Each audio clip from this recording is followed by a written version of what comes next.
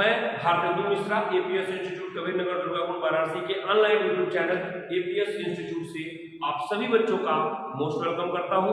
आज हम लोग क्लास 12 के फिजिक्स की शुरुआत करेंगे और इसमें हम लोग जो है सभी चीजों को कवर करेंगे। क्लियर है? इसमें हम लोग क्या करेंगे कि बोर्ड क्लास 12 बोर्ड को कवर करेंगे, जेईई मेन को कवर करेंगे और नीट को कवर करेंगे।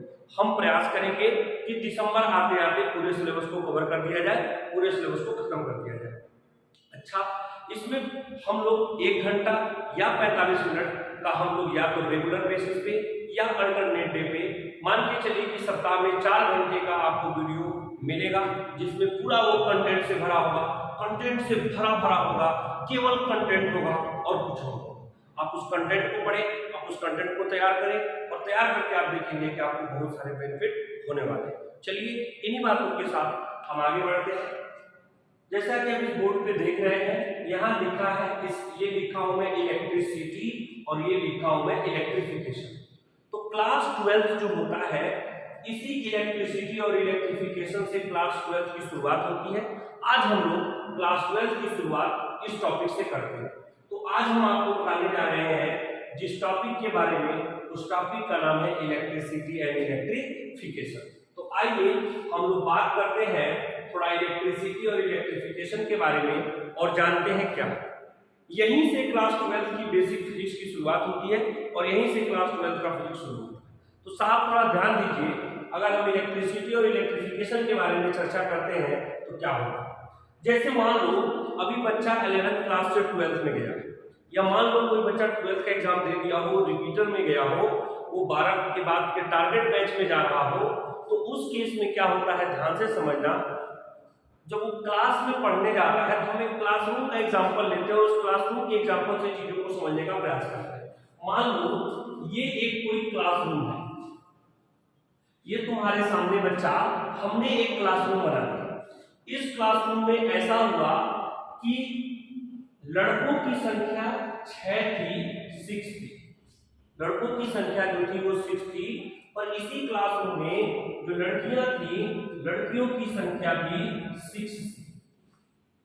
जितने लड़के हुए उतनी लड़कियां हुई, मतलब 6 लड़का है 6 लड़की है, तो जितने लड़कों की संख्या है उतनी ही लड़कियों की संख्या है। हुआ क्या, ये जो लड़का का संख्या है और लड़की का संख्या है आपस में बराबर है। हमने ये मान लिया कि एक लड़का एक लड़की के साथ दोस्ती कर लिया, तो 6 लड़के हैं 6 लड़कियां हैं, आपस में दोस्ती कर लिए। अब इनके बीच कुछ और नहीं बचा है, यहाँ कोई न लड़का एक्स्ट्रा है ना कोई लड़की एक्स्ट्रा है, ये सारे के सारे आपस में दोस्ती कर लिए। तो कोई यहाँ पे एक्स्ट्रा नहीं बचा है। तो अगर बेटा कोई एक्स्ट्रा नहीं बचा, इसका मतलब इस क्लासरूम में जो एक्स्ट्रा बचा हुआ बच्चा है उसकी संख्या 0 है। उसकी संख्या क्या है, 0 है। यहाँ पे संख्या 0 है। क्लियर है? सीधे सीधे शब्दों में कहे कि ये 6 लड़के 6 लड़कियां आपस में जुड़े हैं, आपस में एक दूसरे से दोस्ती किए हुए हैं, मस्त है। यहाँ कोई बाहरी बचा नहीं है, कोई एक्स्ट्रा बचा नहीं है, तो टोटल यानी कि 0। इसी तरह से अगर हम मान लें कि अगर ये कोई मटेरियल है और इस मटेरियल में 6 पॉजिटिव चार्ज है और 6 निगेटिव चार्ज है, तो एक पॉजिटिव दूसरे पॉजिटिव को, एक पॉजिटिव दूसरे निगेटिव को, एक पॉजिटिव दूसरे निगेटिव को, ऐसे 6 के 6 पॉजिटिव 6 के 6 निगेटिव को खा जाएंगे। और जब एक दूसरे को खा जाएंगे तो टोटल वहां जो चार्ज बचेगा, जो नेट चार्ज बचेगा, वो क्या बचेगा, 0 बचेगा। नेट चार्ज एक भी नहीं बचेगा, नेट चार्ज जो बचेगा वो 0 हो जाएगा। तो नेट चार्ज 0 हो गया, मतलब इस पे जो नेट चार्ज आया, इस मटेरियल पे जो नेट चार्ज आएगा वो क्या हो जाएगा, 0। और धरती पर पाया जाने वाला ऐसा कोई भी मटेरियल जिसपे नेट चार्ज 0 हो जाए, उस मटेरियल को हम लोग न्यूट्रल मटेरियल कहते हैं। क्या कहते हैं बेटा, इसको हम लोग न्यूट्रल मटेरियल कहते हैं। धरती पे पाया जाने वाला ऐसा कोई भी मटेरियल जिसपे नेट चार्ज 0 हो जाए, उस मटेरियल को हम लोग न्यूट्रल मटेरियल कहते हैं। इसको हम शॉर्टकट में बेटा यहाँ लिख दिए N। अच्छा, क्योंकि इस मटेरियल को हम अगर बॉडी मान लें कि इस बॉडी पे नेट चार्ज 0 है, तो ऐसी बॉडी जिसपे नेट चार्ज 0 हो जाए, उस बॉडी को हम लोग न्यूट्रल बॉडी कहते हैं। क्या कहते हैं बेटा, न्यूट्रल बॉडी कहते हैं। इसको हमने NB लिखा। ये न्यूट्रल बॉडी है, शॉर्टकट में एनबी लिखा है, एनबी का मतलब न्यूट्रल बॉडी है, नो बॉय नहीं है। एनबी का मतलब नो बॉय नहीं है। बाद में जब हम चलने लगते हैं, बहुत समय बीत जाता है, तो अंडे का वर्ड अपना निकालने लगते हैं मीनिंग शॉर्टकट का। तो अंडे का वर्ड निकालते हैं तो कुछ निकाल लेते हैं। तो ये एनबी का मतलब न्यूट्रल बॉडी है, ना कि नो बॉय। अब देखो क्या हो, ऐसा मटेरियल जिसपे कोई चार्ज ना हो, जिसपे नेट चार्ज 0 हो, उसको न्यूट्रल मटेरियल कहते हैं या न्यूट्रल बॉडी कहते हैं, या इसी को एक और नाम देते हैं, और वो जो नाम होता है उसको कहते हैं non electrified body. Non electrified body कहते हैं इसको, बेटा हम लोग एनईबी बोलते हैं। नॉन इलेक्ट्रीफाइड बॉडी या एनईबी बोलते हैं। नॉन इलेक्ट्रीफाइड या एनईबी बोलते हैं ऐसा मटेरियल जिसपे नेट चार्ज 0 हो, उसको नॉन इलेक्ट्रीफाइड बॉडी भी बोला जाता है। तो क्या बोले, जिस मटेरियल पे नेट चार्ज 0 होगा, उस नेट चार्ज 0 वाले मटेरियल को हम न्यूट्रल मटेरियल बोल सकते हैं, उसको हम न्यूट्रल बॉडी बोल सकते हैं, या उसको हम लोग नॉन इलेक्ट्रीफाइड बॉडी भी बोल सकते हैं। अच्छा सा ऐसा हुआ, क्लास चल रहा था, स्कूल चल रहा था, सारी चीजें सही से चल रही थी, कोचिंग सही से चल रहा था। कुछ समय बाद ऐसी घटना घटी कि इस क्लासरूम से, ये जो क्लासरूम है हमारा, इस क्लासरूम से एक जो लड़का है ये चला गया, गायब हो गया। हो सकता है मान लो उसके पापा कहीं और नौकरी करते होंगे, उनका ट्रांसफर हो गया होगा इसलिए चले गए होंगे, कुछ ना कुछ हुआ होगा, जो भी हुआ होगा, लेकिन ऐसा हुआ कि एक लड़का उस क्लासरूम से चला गया। तुमको तो पता है ना यार, तुम तो जानते हो ना कि यहाँ 6 लड़के थे, 6 लड़कियां थी, आपस में सारे के सारे दोस्त थे, सब खुश थे। लेकिन अगर एक चला गया, किसी का साथी यहाँ से बिछड़ गया, किसी का साथी यहाँ से चला गया, तो जिसका साथी यहाँ से बिछड़ा होगा, जिसका साथी यहाँ से गया होगा, उसको तकलीफ हो रही होगी, उसको दर्द हो रहा होगा, उसको हैरानी हो रही होगी, उसको परेशानी हो रही होगी। और जिसको दर्द होता है, जिसको तकलीफ होता है, वो हमेशा लोगों से अलग रहने का प्रयास करता है, ताकि उसके दर्द को कोई देख न सके, उसके आंसुओं को कोई देख न सके। तो वही हाल होगा इस बेचारे एक के जाने से। ये एक अकेला यहाँ पे जो है, ये वाला मान लो इसका साथी चला गया, तो इसको दुख हो। जब इसको दुख होगा तो उस केस में अब क्या बनने वाली है कहानी, उस कहानी को समझो। अब क्या होने वाला है बेटा, यहाँ जो पहले 6 के 6 चार्ज थे, अब यहाँ 5 हो गए। पहले जो यहाँ -4 6 थे, ये तो अभी 6 रहेंगे, लेकिन जो एक के जाने की वजह से ये एक निगेटिव बेचारा जो है अकेला हो जाएगा, एक्स्ट्रा हो जाएगा, ये किनारे हो जाएगा। कभी कभी छत पे जाके रोएगा, कभी कभी बाथरूम में जाके रोएगा, जो भी करेगा, लेकिन यहाँ पे एक निगेटिव चार्ज एक्स्ट्रा आ सकता है। ये जो जगह होगी तुम्हारी, इस जगह पे एक निगेटिव चार्ज एक्स्ट्रा आ जाएगा, यहाँ पे एक निगेटिव चार्ज एक्स्ट्रा आ गया। तो अब क्या हुआ, जैसे ही यहाँ निगेटिव चार्ज एक्स्ट्रा आया, इसका मतलब क्या हुआ कि ये जो न्यूट्रल बॉडी था, जैसे ही इसमें चार्ज आया तो ये चार्ज बॉडी में कन्वर्ट हो गया। कोई न्यूट्रल बॉडी था, उस पे चार्ज आया तो तुरंत चार्ज बॉडी में कन्वर्ट हो गया। यह निगेटिव चार्ज आया है, इसलिए निगेटिव चार्ज बॉडी में कन्वर्ट हो गया। मतलब ये जो निगेटिव, ये जो नया बॉडी बना, ये निगेटिव चार्ज बॉडी बना। सीधी पूरा लिख देता हूं ताकि तकलीफ ना हो किसी को। ये जो है निगेटिव चार्ज बॉडी में कन्वर्ट हो गया, निगेटिव चार्ज बॉडी में कन्वर्ट हो गया, सीबी में कन्वर्ट हो गया। चार्ज बॉडी को सीबी कहते हैं। अच्छा जानते हो, अगर किसी बॉडी पे चार्ज आ जाए, यदि किसी मटेरियल पे चार्ज आ जाए, तो उस मटेरियल को हम लोग इलेक्ट्रीफाइड मटेरियल कहते हैं। ध्यान देना, यदि किसी मटेरियल पे चार्ज आ जाए तो उस मटेरियल को हम लोग इलेक्ट्रीफाइड मटेरियल, क्या बोले, यदि किसी मटेरियल पे चार्ज आ जाए तो उस मटेरियल को हम लोग इलेक्ट्रीफाइड मटेरियल, क्लियर हो गया। तो इस पे चार्ज आ गया तो इस पे निगेटिव चार्ज है तो इसको हम कहेंगे निगेटिव इलेक्ट्रीफाइड बॉडी बोलेंगे, जिसको हम लोग माइनस ईबी बोलेंगे। क्लियर हो गई बात, इतने में कोई तकलीफ आने फसाने तो मुसीबत नहीं। अब देखो यहां तुम देखोगे तो क्या दिखेगा, अगर किसी बॉडी पे चार्ज नहीं है तो उसको नॉन इलेक्ट्रीफाइड बॉडी बोलते हैं, यदि किसी बॉडी पे चार्ज आ गया तो उसको इलेक्ट्रीफाइड बॉडी बोलते हैं। बात पकड़ में आई, बात समझ में आई। अब देखो इतना ही नहीं और क्या हुआ, ऐसा हो गया, अभी ऐसा चल ही रहा था दुर्घटना, तब तक क्या देखा गया कि इसी चार्ज में से ये जो तुम्हें दिख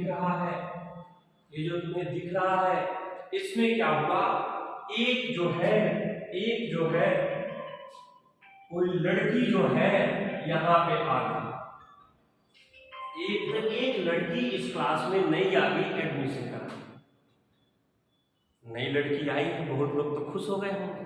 अच्छा भैया अब देखो, जब इसमें नई लड़की आई क्लास में पढ़ने के लिए तब क्या घटना घटी होगी, सुन, तब क्या घटना घटी, बेटा जी यहाँ जो 6 चार्ज था, बच्चा रे जो यहाँ 6 चार्ज था ये तो 6 ही रहे, लेकिन अब माइनस चार्ज की संख्या जो पहले 6 हुआ करती थी ये 6 से हट करके एक नई आ गई है तो 7।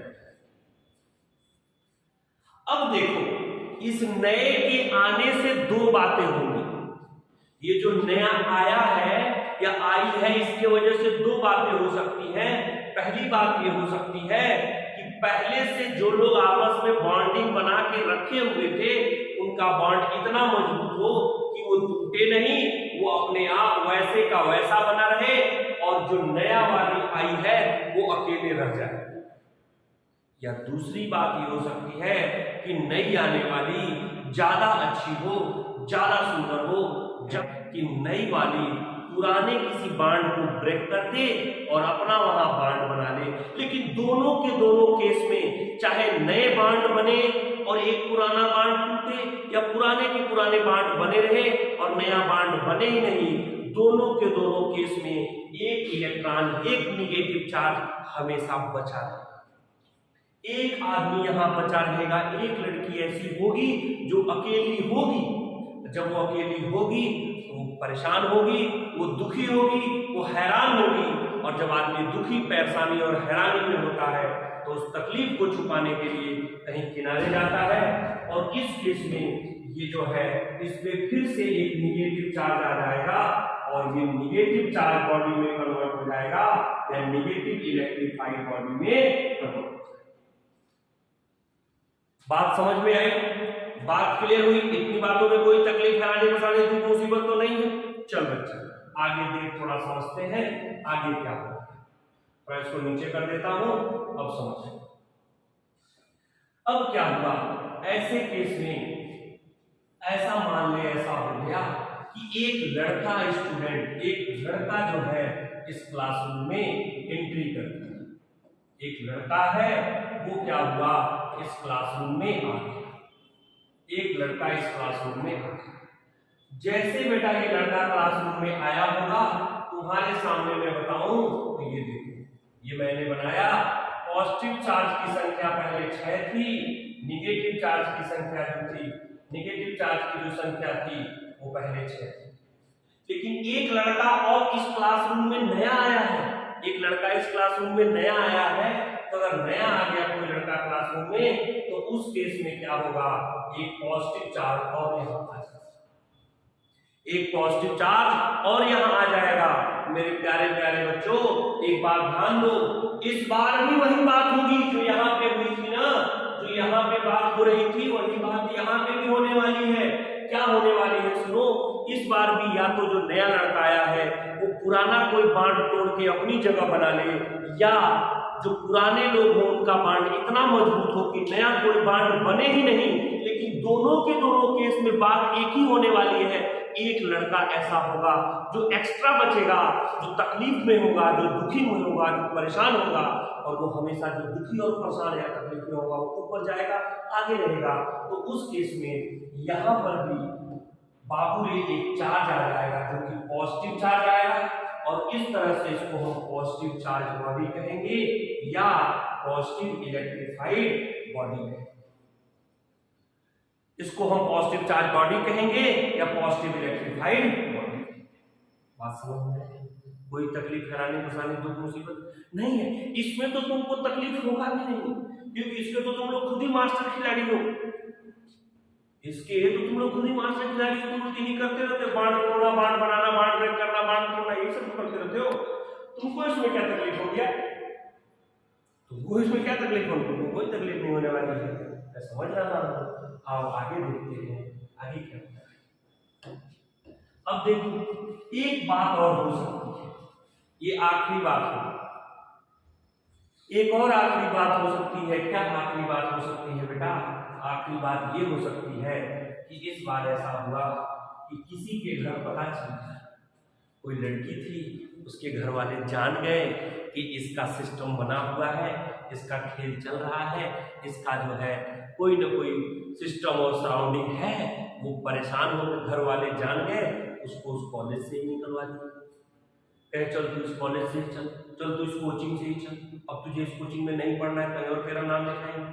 तो उस केस में क्या हुआ, एक लड़की जो है इस क्लास से निकल गई। जब एक लड़की इस क्लास से निकल जाएगी तो उस केस में क्या होगा रे बेटा, ये देख समझना, लड़कों की संख्या तो बेटा अभी भी 6 है, लेकिन जो लड़की है उसकी संख्या अब बेटा 5 ही हो गई। और तुमको तो पता है एक है जिसकी वाली चली गई, उसको कितना तकलीफ होगा ये तो वही जानता है ना, या जिसके पे बीती होगी वही जानता हो। तो उसकी चली गई तो उसको तकलीफ होगा, उसको परेशानी होगी, उसको दुख होगा, तो बेचारा कहीं किनारे में जाकर के अपना इधर किनारे में बैठ के अपना रो रहा होगा, किसी को कह भी नहीं रहा होगा। तो इस मटेरियल पे देखो अब पॉजिटिव चार्ज आ गया, और अगर इस मटेरियल पे पॉजिटिव चार्ज आ गया तो इसको हम पॉजिटिव चार्ज बॉडी कहेंगे या positive electrified body. Positive charge body कहेंगे या पॉजिटिव इलेक्ट्रिफाइड बॉडी कहेंगे। क्लियर हुआ? इस बातों को मैं जो लिखा हूं इसको थोड़ा एक जगह, थोड़ा एक फ्रेम में लाता हूं, तब तुमको समझाता हूं। थोड़ा इसको छोटा समझते हैं और देखते हैं क्या हुआ। ये देख सकते हो एक न्यूट्रल मटेरियल है, ये न्यूट्रल मटेरियल है, ये एक चार्ज मटेरियल है जो कि निगेटिव चार्ज मटेरियल है, ये एक निगेटिव चार्ज मटेरियल है, ये एक पॉजिटिव चार्ज मटेरियल है, और ये एक पॉजिटिव चार्ज मटेरियल है। तुमने देखा यहाँ पे फिजिक्स में क्या देखा कि एक न्यूट्रल बॉडी को चार्ज बॉडी में अगर हमें कन्वर्ट करना है, एक न्यूट्रल बॉडी को अगर हमें चार्ज बॉडी में कन्वर्ट करना है, तो हम पॉजिटिव चार्ज को देखो, यहाँ पॉजिटिव चार्ज को हमने यहाँ से निकाला है और यहाँ पॉजिटिव चार्ज को हमने ऐड किया है। यहाँ देखोगे तो निगेटिव चार्ज को ऐड किया है और यहाँ निगेटिव चार्ज को निकाला है। मतलब अगर किसी न्यूट्रल बॉडी को चार्ज बॉडी में कन्वर्ट करना है, ध्यान देना, यदि किसी न्यूट्रल बॉडी को चार्ज बॉडी में कन्वर्ट करना है तो या तो हम पॉजिटिव चार्ज को दे दें या पॉजिटिव चार्ज को उसमें ले लें, या निगेटिव चार्ज को दे दें या उससे ले लें। तो उस केस में कोई भी न्यूट्रल मटेरियल जो होगा वो चार्ज मटेरियल में कन्वर्ट हो जाएगा। क्या बोला? किसी न्यूट्रल मटेरियल को, अगर किसी न्यूट्रल बॉडी को चार्ज बॉडी में कन्वर्ट करना है तो पॉजिटिव चार्ज को दे दो या ले लो, या निगेटिव चार्ज को दे दो या ले लो। दूसरे शब्दों में कह सकते हो कि neutral body can be converted into charge body by losing और गेनिंग पॉजिटिव या निगेटिव चार्ज। मतलब जो नो बॉय था क्यूट बॉय में कन्वर्ट हुआ, एनबी मतलब नो बॉय मतलब न्यूट्रल बॉडी, सीबी मतलब क्यूट बॉय चार्ज बॉडी। तो नो बॉय क्यूट बॉय में कन्वर्ट हुआ तो या तो पॉजिटिव चार्ज ले लेगा या दे देगा, या तो निगेटिव चार्ज ले लेगा या दे देगा, यही बात हुआ ना। तो तो कहा जाता है कि any neutral body can be converted into charge body by losing और गेनिंग पॉजिटिव और नेगेटिव चार्ज। क्लियर हुआ पहले? ठीक है, इसको लिख लेंगे आप, स्टेटमेंट में लिख लेंगे पहले। अच्छा, दूसरी बात देखिए साहब, दूसरी बात में क्या है कि अगर न्यूट्रल बॉडी को हम लोग पॉजिटिव चार्ज बॉडी में कन्वर्ट करना चाहते हैं तो आप देख सकते हैं न्यूट्रल बॉडी को पॉजिटिव चार्ज बॉडी में कन्वर्ट करने के लिए हमने क्या किया है कि पॉजिटिव चार्ज को पॉजिटिव किया है और नेगेटिव चार्ज को नेगेटिव किया है। न्यूट्रल बॉडी को पॉजिटिव चार्ज बॉडी में कन्वर्ट करने के लिए पॉजिटिव चार्ज को पॉजिटिव किया है और नेगेटिव चार्ज को नेगेटिव किया है। मतलब a neutral body can be converted into positive charge body by gaining positive charge and losing negative charge. उल्टा देखिए, ध्यान दीजिए, तीसरा पॉइंट यही बता रहा हूं। तीसरे पॉइंट में आप क्या देखेंगे कि न्यूट्रल बॉडी को अगर नेगेटिव चार्ज बॉडी में कन्वर्ट करना है तो आप क्या कर रहे होंगे, पॉजिटिव को नेगेटिव कर रहे होंगे और नेगेटिव को पॉजिटिव कर रहे होंगे। देखिएगा, न्यूट्रल बॉडी को नेगेटिव चार्ज बॉडी में कन्वर्ट करना है तो आप पॉजिटिव को नेगेटिव कर रहे होंगे, नेगेटिव को पॉजिटिव कर रहे होंगे। मतलब आप इस बात को समझते हैं? जैसा ऊपर है वैसा ही नीचे है, जस्ट उल्टा हो गया। देखिए, न्यूट्रल को पॉजिटिव में कन्वर्ट करना है तो पॉजिटिव को पॉजिटिव करेंगे, नेगेटिव को नेगेटिव। इसमें क्या किया, पॉजिटिव को नेगेटिव, नेगेटिव को पॉजिटिव। मतलब समझ रहे हैं, जान रहे हैं भाई? यार ऐसे याद रखो ना यार, कोई चीज पॉजिटिव होना हो, पॉजिटिव में अच्छा होता है, कोई चीज पॉजिटिव होना तो सब कुछ सही रहेगा तभी तो पॉजिटिव होगा। तो पॉजिटिव को पॉजिटिव कर लो, नेगेटिव को नेगेटिव कर लो तो पॉजिटिव आ जाएगा। जस्ट इसका उल्टा करोगे तो नेगेटिव आ जाएगा। तो मैं यही कहूंगा कि इसी को बस याद रखिए, इसी को याद करना है। चाहे आप दिन में 3 बार पानी के साथ याद करिए या चाय के साथ याद करिए, लेकिन याद बस इसी को करिए, ये मत करिए। इसके साथ ये फ्री का ये याद रखा दिया पॉजिटिव चार्ज बॉडी में, पॉजिटिव को पॉजिटिव, नेगेटिव को नेगेटिव।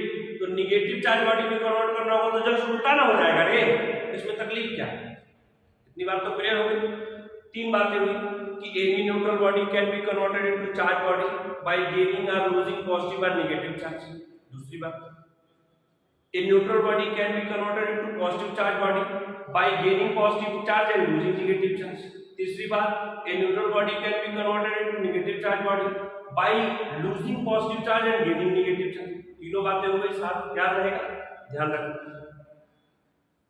ये जो बात मैं कर रहा हूं मटेरियल के लिए कर रहा हूं, एटम के लेवल पे बात नहीं कर रहा हूं। एटम के लेवल पे आगे बात करूंगा, समझ में आएगा। अभी जब एटम के बारे में चर्चा करूंगा तो आगे बात करूंगा। तीसरी बात देखो, इसको थोड़ा आगे बढ़ा रहा हूं, ध्यान सुनो। इधर सब है क्या, इधर देखो। ये जो न्यूट्रल बॉडी है, मतलब ये जो नो बॉय है, ये क्यूट बॉय में कन्वर्ट हो गया। ये जो नो बॉय है, जो न्यूट्रल बॉडी है, ये चार्ज बॉडी में कन्वर्ट हो गया। अब ध्यान दो, जब ये न्यूट्रल बॉडी चार्ज बॉडी में कन्वर्ट हुआ तो यहां 2 बातें हुई होंगी। यहां पक्का है कि 2 बातें हुई होंगी। क्या क्या हुई होंगी सुन लो। एक बात जो हुई होगी उसका नाम रहा होगा प्रोसेस, और एक जो बात हुई होगी उसका नाम रहा होगा प्रॉपर्टी। ध्यान रखना, एक न्यूट्रल बॉडी जब चार्ज बॉडी में कन्वर्ट होता है तो उसके मम्मी का कसम है वहां हमेशा 2 बात होता है। समझ रहे हो, समझ रहे हो विनोद? समझ लो, 2 बातें हो रही होंगी। कौन कौन सी बात हो रही होंगी? तो पहली बात ये हो रही होगी, एक प्रोसेस हो रहा होगा, एक प्रॉपर्टी हो रही होगी। तुम्हारे मन में ये विचार आ रहा होगा सर प्रोसेस और प्रॉपर्टी क्या है?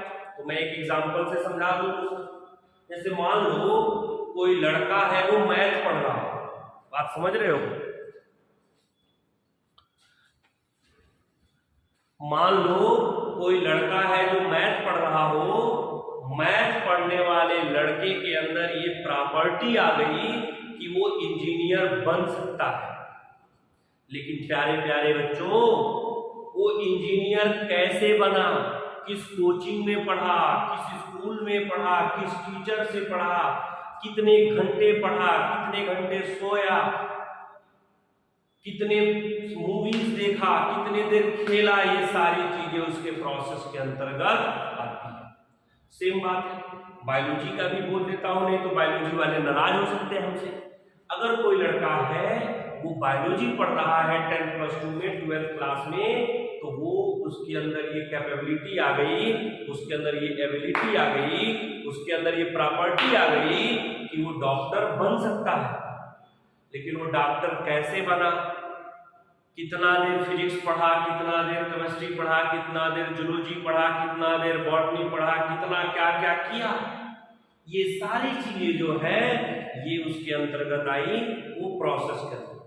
जैसे बहुत अच्छा एक एग्जांपल है, जितने लड़के हैं धरती पे, एक्सेप्शन की बात छोड़ दीजिए, तो जितने लड़के हैं मैक्सिमम लड़कों की जब शादी होती है तो शादी में वो दूल्हा बनते हैं, दूल्हा ब्राइड बनते हैं। आपने नहीं देखा होगा कि शादी में कोई लड़का दुल्हन बन गया हो, ठीक है, तो दूल्हा बनता है, ये उसकी प्रॉपर्टी है। शादी होता है तो जितनी लड़कियां होती है वो दुल्हन बनती है, ब्राइड ग्रूम बनती है। आपने नहीं देखा होगा कि कोई लड़की दूल्हा बन के घोड़ी पे चढ़ के बारात लेके आ रही हो। एक्सेप्शन की बात नहीं कर रहा हूं, एक आठ नमूना है, नया जोश में चले जाते करने लगते हैं, अलग बात, लेकिन रियलिटी तो यही है। तो उस लड़के के अंदर ये प्रॉपर्टी है दूल्हा बन सकता है, लड़की के अंदर प्रॉपर्टी है कि दुल्हन बन सकती है। कैसे बना? घर वालों ने शादी कराई, अपने से किए, भाग के किए, अरेंज मैरिज किए, लव मैरिज किए, घोड़ी पे चढ़ के गए, गधे पे चढ़ के गए, कि BMW से गए, कि साइकिल से गए, ये सारा प्रोसेस के अंतर्गत आता है। क्लियर हुआ? तो कोई न्यूट्रल बॉडी चार्ज बॉडी में जब कन्वर्ट होता है, ये नो बॉय जब फ्रूट बॉय में कन्वर्ट होता है, यहाँ दो बातें होती हैं, एक का नाम प्रोसेस होती है, एक का नाम प्रॉपर्टी होता है। और आपको मैं बताऊं, ये जो प्रोसेस होता है बेटा, ये जो प्रोसेस होता है, इस प्रोसेस का नाम होता है, ये जो प्रोसेस होता है, इस प्रोसेस का नाम होता है इलेक्ट्रिफिकेशन।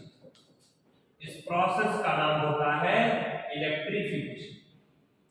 और ये जो प्रॉपर्टी होता है, इसी प्रॉपर्टी का नाम होता है इलेक्ट्रिसिटी। इसी प्रॉपर्टी का नाम होता है इलेक्ट्रिसिटी। यही इलेक्ट्रिसिटी और इलेक्ट्रिफिकेशन हमारे चैप्टर का हेडिंग था, हमारे टॉपिक का हेडिंग था। इसी से पूरी 12th क्लास की फिजिक्स की शुरुआत हुई। क्या बोले? इलेक्ट्रिफिकेशन को डिफाइन कैसे करेंगे? The process by which any neutral body can be converted into charge body is known as electrification. दूसरा, property of a neutral body to convert into charge body is known as electricity. याद करने के लिए मैं तरीका आपको अगर समझाना चाहूं तो मुझे जो लगता है ये बेस्ट वे होगा, बेस्ट तरीका होगा।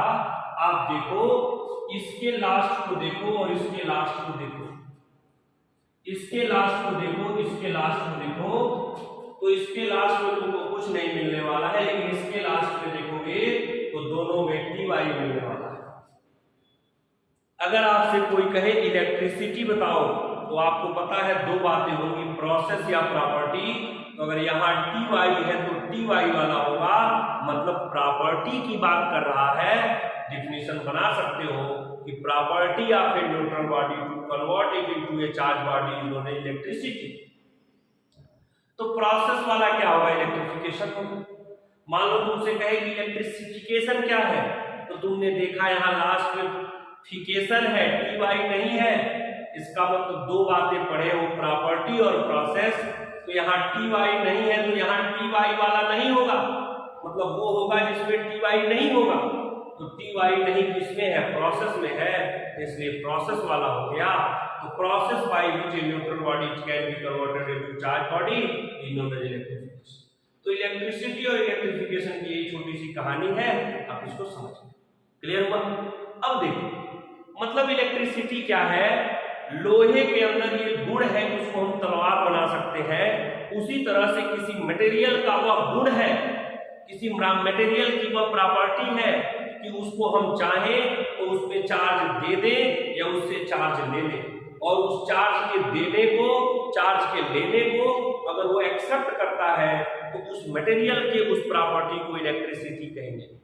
और हम उस मटेरियल से चार्ज कैसे ले रहे हैं या कैसे चार्ज दे रहे हैं, इस चीज को करने के लिए जो प्रोसेस यूज करते हैं, इसी प्रोसेस को हम लोग इलेक्ट्रिफिकेशन करते हैं। क्लियर है? अब ध्यान से समझिएगा, आगे हम अभी बात करेंगे और भी चर्चा होगी। अब एक बात जानिए, इतनी बातें तो होगी, क्लियर होगी, इसमें कोई तकलीफ किसी को नहीं, आप डिफिनेशन भी यूज कर सकते हैं। अब आते हैं थोड़ा सा हम लोग आगे, तो नेक्स्ट स्टेप में क्या बात करेंगे, थोड़ा इस पे चर्चा करेंगे। बच्चा रे, अगर हम इलेक्ट्रिसिटी और इलेक्ट्रिफिकेशन के बारे में बात किए, तो अगर हम बात करें एटम के बारे में, मतलब electricity and electrification in atom, तो मैं थोड़ा सा शॉर्टकट में इसको समझा देता हूं, आप जान लें, आप समझ लें और बुझ लें। ये देखो, एटम का न्यूक्लियस होता है, न्यूक्लियस के चारों तरफ जो है ये उसका ऑर्बिट या ऑर्बिटल। एक और बना देता हूं मैं ऐसे, न्यूक्लियस के अंदर बेटा प्रोटॉन पाया जाता है, न्यूक्लियस के अंदर बेटा न्यूट्रॉन पाया जाता है। जो ऑर्बिट या ऑर्बिटल होता है, उस ऑर्बिट या ऑर्बिटल में इलेक्ट्रॉन होते हैं जो कि क्या करते हैं, मोशन करते हैं, रिवॉल्व करते हैं एटम के न्यूक्लियस के चारों तरफ। ये जो आपको दिख रहा है, ये जो आपको दिख रहा है, ये इसका न्यूक्लियस है, और ये जो आपको दिख रहा है ये इसका ऑर्बिट है या इसमें ऑर्बिटल होता है, ये होता है। अब सुनो, ऐसा होता है कि एटम के अंदर तीन चीजें होती हैं, एक का नाम इलेक्ट्रॉन है, एक का नाम प्रोटॉन है, एक का नाम न्यूट्रॉन। केमिस्ट्री में पढ़ा होगा तुमने, प्रोटॉन और न्यूट्रॉन को कलेक्टिवली मिलके हम लोग न्यूक्लियन बोलते हैं। होता क्या है बेटा कि ये जो इलेक्ट्रॉन होता है, इस इलेक्ट्रॉन को एटम से हम इजीली रिमूव करा सकते हैं, एमिट करा सकते हैं, निकाल सकते हैं। रीजन समझ लो, मन होगा तो लिख लेना, नहीं मन होगा तो ऐसे ध्यान रखना। इलेक्ट्रॉन को हम इजीली निकाल सकते हैं, ऐसा क्यों होता है इसको जानो। लेकिन इस प्रोटॉन को और न्यूट्रॉन को न्यूक्लियस से इजीली हम नहीं निकाल पाते। इसको निकालने के लिए इतना मुश्किल है जितना डान को पकड़ना मुश्किल नहीं था। डान को पकड़ना तो मुश्किल और नामुमकिन था, बाद में पकड़ भी जा सकता है, लेकिन इसको निकालना बहुत ही मुश्किल होगा।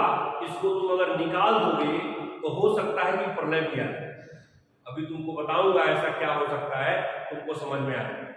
तो ध्यान दो, ये इलेक्ट्रॉन को निकालना आसान क्यों है, थोड़ा जानो। होता क्या है कि अगर हम चर्चा करें तो ये जो इलेक्ट्रॉन और प्रोटॉन होते हैं, इनके बीच आपस में एक फोर्स लगता है जो कि अट्रैक्शन फोर्स होता है। एक इलेक्ट्रोस्टैटिक फोर्स होता है जो कि अट्रैक्शन नेचर का होता है। लेकिन साथ में क्या होता है, जिसके वजह से ये इलेक्ट्रॉन इस न्यूक्लियस के चारों तरफ चक्कर लगाता है।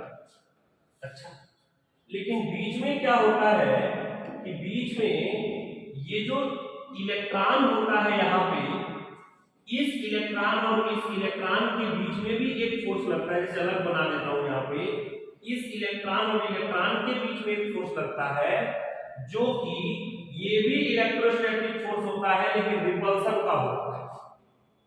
समझ गए?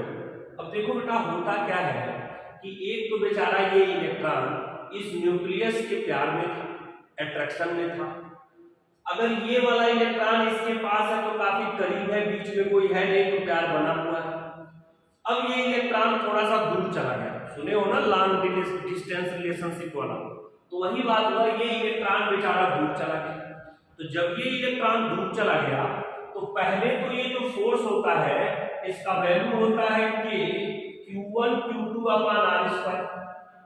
तो जब ये इलेक्ट्रॉन यहां से यहां गया, मतलब दूरी बढ़ गई, तो ये फोर्स कमजोर हो गया। एक तो बेचारा लॉन्ग डिस्टेंस हो गया तो रोज मिल भी नहीं पा रहे, बस खाली फोन से बातचीत चल रहा है, तो दूरी बढ़ गई तो उनके बीच अट्रैक्शन थोड़ा सा पहले से कमजोर हो रहा है। क्यों हो रहा है? इस फोर्स की वजह से। बीच में क्या है कि ये जो इलेक्ट्रॉन है, इसका ये दोस्त जो मौजूद है, ये बार बार कह रहा है यार क्यों इसके साथ हो, अरे क्यों इसके साथ हो, इतने दूर हो छोड़ो, इसको छोड़ो, मतलब ये इसको बार बार रिपेल कर रहा है। एक तो बेचारा पहले से ही बॉन्ड कमजोर हो रहा है क्योंकि दूरी बढ़ रही है। दूसरी बात क्या है कि जो तुम्हारा उसका दोस्त बगल में मौजूद है वो बार बार कह रहा है यार उतना दूर क्यों रिलेशन रखे, उतने दूर से क्या मिलता है, छोड़ो यार छोड़ो यार छोड़ो यार। तो बॉन्ड तो ये एक तो पहले से दूरी की वजह से कमजोर हो रहा है, दूसरा इसके वजह से कमजोर हो रहा है। तो बॉन्ड जब ज्यादा कमजोर हो गया तो थोड़ा भी कोई मिसअंडरस्टैंडिंग होगा, थोड़ा भी एनर्जी मिलेगा, तुरंत वो इलेक्ट्रॉन निकल के बाहर चला जाएगा, क्योंकि वो तो पहले से ही कमजोर है ना, क्योंकि वो तो खुद ही पहले से कमजोर होकर बैठा है। जैसे ही थोड़ा भी एनर्जी मिला तो थोड़ी भी एनर्जी हम इसको देंगे, जैसे ही थोड़ी भी एनर्जी देंगे ये इलेक्ट्रॉन तुरंत निकल जाएगा। मतलब इलेक्ट्रॉन को एटम से निकालने के लिए जो एनर्जी की आवश्यकता होती है वो बहुत कम होती है, इस वजह से इलेक्ट्रॉन इजीली निकल जाता है। जब इलेक्ट्रॉन इजीली निकल जाएगा तो इस पे पॉजिटिव चार्ज आ जाएगा। तो यही तो कहते हैं किसी न्यूट्रल बॉडी पे चार्ज आ जाना ही तो इलेक्ट्रिसिटी और इलेक्ट्रिफिकेशन है।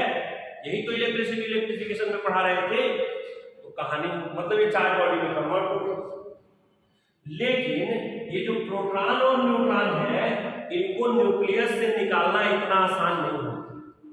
इनको न्यूक्लियस से निकालने के लिए इतनी एनर्जी की आवश्यकता होती है, इतनी एनर्जी की आवश्यकता होती है कि उतनी एनर्जी या तो आप सूर्य के पास चले जाइए, सन जो है सूर्य के पास चले जाइए वहां मिलेगी, या आप जमीन पे एटम बम एक्सप्लोड करा दीजिए, भड़का दीजिए, या हाइड्रोजन बम भड़का दीजिए, फिर उससे जो एनर्जी निकलेगी वो एनर्जी कैपेबल होगी इनको निकालने के लिए। तो एक बात बताइए, उस चार्ज को निकाल के भी क्या करेंगे? जब धरती पे हम एटम बम भड़का दिए, सब लोग मर ही गए, तो चार्जवा निकालेंगे किसके लिए? निकाल के क्या कर लेंगे? उससे हमको क्या मिलेगा? तो कहा जाता है कि न्यूट्रॉन और प्रोटॉन को न्यूक्लियस से निकालने के लिए इतनी हाई अमाउंट ऑफ एनर्जी की आवश्यकता होती है, न्यूट्रॉन को न्यूक्लियस से निकालने के लिए इतने हाई अमाउंट ऑफ एनर्जी की आवश्यकता होती है जो कि generally normal temperature and pressure पे पॉसिबल नहीं है, very high temperature and pressure पे पॉसिबल होता है। इसलिए न्यूट्रॉन और प्रोटॉन को न्यूक्लियस से निकालना मुश्किल ही नहीं, नामुमकिन ही नहीं, बहुत बहुत मुश्किल है, बहुत बहुत तकलीफ है, इसलिए इसको हम नहीं निकालते। एक और बात समझ, अगर न्यूट्रॉन को तुम निकाल ही लिए तो न्यूट्रॉन में तो कोई चार्ज ही नहीं होता, तो न्यूट्रल है। अगर तुम इतना मेहनत करके न्यूट्रॉन निकाल भी लोगे तो उसके निकलने से तुमको क्या फायदा? क्या उसमें चार्ज आएगा? चार्ज ही नहीं आएगा, इलेक्ट्रिसिटी है ही नहीं, इलेक्ट्रिसिटी हुआ ही नहीं, तो हम निकाल के भी क्या करेंगे? क्या फायदा है नहीं निकालने का? मतलब तो न्यूट्रॉन का तो दो रीजन हो गया, एक तो न्यूट्रल है तो भी निकालने का कोई फायदा नहीं है, क्योंकि उसको निकलने से न्यूट्रल आदमी के आने जाने से क्या फर्क होता है? कोई फर्क नहीं पड़ता है। तुम्हारे क्लास में कोई लड़का हो या कोई लड़की हो, उसको दुनिया से कोई मतलब है नहीं, वो आता है पढ़ता है चला जाता है, लड़के आता ठीक है उसको जाने तो जाने दो, अकेले रहता है, आइसोलेट रहता है, छोड़ो छोड़ो छोड़ो, क्या मतलब कोई मतलब नहीं, वही बात है भाई। तो यहाँ न्यूट्रॉन को निकालने से भी कोई फायदा नहीं। दूसरी बात इतनी एनर्जी लगाए, प्रोटॉन तो निकलेगा तो फायदा होगा क्योंकि उस पर चार्ज है, लेकिन उसको निकालने के लिए इतनी एनर्जी चाहिए, या तो एटम बम भड़काएं, या तो हाइड्रोजन बम भड़काएं, या तो सूर्य के पास जाए, तीनों पॉसिबल नहीं है। इसलिए बात याद रखना, केवल इलेक्ट्रॉन को निकालना एटम के केस से आसान होता है। इसीलिए अगर क्वेश्चन में पूछा जाता है कि एटम के केस में इलेक्ट्रिसिटी या इलेक्ट्रिफिकेशन के लिए कौन जिम्मेदार होता है, तो हम हमेशा बोलते हैं electron is responsible for electricity and electrification because electron can easily emitted from the atom, या electron can be easily absorbed by the atom because in the emission and absorption of electron very less amount of energy is required which is normally possible at normal temperature and pressure, but proton is not responsible for electricity and electrification because for the emission of proton या for the absorption of proton inside the atom a very high amount of energy required which is possible only near the sun or in the explosion of hydrogen bomb or atom bomb. Okay, in the case of neutron both is same as above, या in the case of neutron batia is same like proton. Neutron is neutral and by emission or absorption of neutron there will be no charge gained या released by that atom, hence neutron is not good for electricity and electrification. या electron is not useful for electricity and electrification. तो इस तरह से हमने आपको बताया कि इलेक्ट्रॉन, प्रोटॉन और न्यूट्रॉन में से केवल इलेक्ट्रॉन इलेक्ट्रिसिटी के लिए रिस्पॉन्सिबल होता है, प्रोटॉन और न्यूट्रॉन नहीं होता है। क्यों नहीं होता है, सारा रीजन मैंने आपको बताया। क्लियर हो? आज की बात जो है इतनी आपको समझ में आ गई। अब हम एक छोटी सी बात आपको बताते हैं और इसके बाद हम लोग कल से आगे की बात करेंगे। चलिए आज यहीं पे बाइंड अप करते हैं और कल हम बताएंगे ये जो इलेक्ट्रिसिटी है इसमें कितने पार्ट में बटा होता है, इस इलेक्ट्रिसिटी में हम क्या क्या पढ़ते हैं, इलेक्ट्रोस्टेट क्या है, करंट इलेक्ट्रिसिटी क्या है, कैपेसिटर किस में आता है, गॉस लॉ किस में आता है, कैसे कैसे हम पढ़ाई करेंगे, ये सारी बातों को कल के लाइव क्लास में हम देखेंगे। आज के लिए बस इतना हम रखते हैं। आप घर जाकर वीडियो को आराम से पढ़िए, बढ़िया से देखिए, इसके अच्छे से नोट्स बनाइए। जो नहीं आता है आप कमेंट करके पूछ सकते हैं, उसके में दिए गए नंबर पे आप व्हाट्सएप करके पूछ सकते हैं। बाकी आप मेहनत करें, पढ़ाई करें, हमारी शुभकामनाएं आपके साथ हैं। ये पूरा का पूरा कोर्स हमारा फ्री ऑफ कॉस्ट है। पूरे ऑल इंडिया का बच्चा, कहीं भी बैठा हुआ बच्चा अपने घर पे यूट्यूब चैनल पे पढ़ सकता है। इसको 1 रुपया भी कॉस्ट नहीं देना है। पूरा का पूरा कंटेंट मिलेगा उसको, A to Z कंटेंट, केवल और केवल कंटेंट मिलेगा जो एग्जाम में आते हैं, जिसके बिना एग्जाम का पेपर बन ही नहीं सकता। आपको क्वालिटी एजुकेशन दी जाएगी, क्वालिटी कंटेंट दिया जाएगा, क्वालिटी मटेरियल दिया जाएगा। हाँ, अगर आपको अच्छा लगता है, आपको पैसा दे के पढ़ना है, आप पढ़ रहे हैं पढ़िए, लेकिन आप इस चीज को पढ़ करके आप सारी चीजें पा सकते हैं। अगर आपको ये वीडियो अच्छा लगता हो तो निश्चित ही इसको लाइक करिए। अगर आपको अच्छा लगता है तो इसको शेयर करिए, दूसरों को भेजिए और बताइए कि हाँ ये वीडियो अच्छा है, सर अच्छे हैं, पढ़ाते अच्छा है, स्मार्ट भी दिखते हैं। तो आप उनको बोलिए कि उस हमारे चैनल को सब्सक्राइब करें और वीडियो को देखें, ज़्यादा से ज़्यादा लोगों तक पहुँचाएं।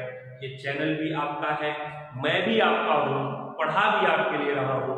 जय हिंद, जय भारत। हमेशा खुश रहिए, हंसते रहिए, मुस्कुराते रहिए, अगल बगल के लोगों के साथ प्यार रखिए, ऐसी बात करिए जिससे दूसरों को बुरा न लगे, ऐसा व्यवहार न करिए जो आपके लिए खुद अच्छा न हो। इन्हीं बातों के साथ मैं भारतेंद्र मिश्रा अपने online YouTube channel APS institute Durgakund Varanasi से आपसे विदा लेता हूँ। थैंक यू, जय हिंद, जय भारत। मिलेंगे अगली वीडियो में।